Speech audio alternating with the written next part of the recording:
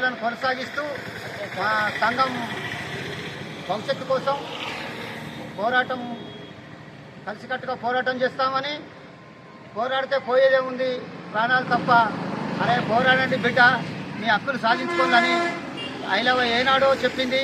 పెత్తందారుల మీద పోరాడింది, ఆ ప్రాణాలను సైతం లెక్క చేయకుండా పోరాడి రజాకారుల మీద అయితేంది, పెత్తందారుల మీద అయితేంది పోరాడి ఇలా అయితేనే మేము హక్కులు సాధించుకుంటారని ఆమె నిరూపించింది. మేము కూడా అందరం జమ్మికుంట రజక సోదరులు అందరం ఆమె ఆశయాల్లో నడుస్తూ ఆమె ఆశయాలను కొనసాగిస్తామని ఈ సందర్భంగా తెలియజేస్తున్నాము. జై రజక.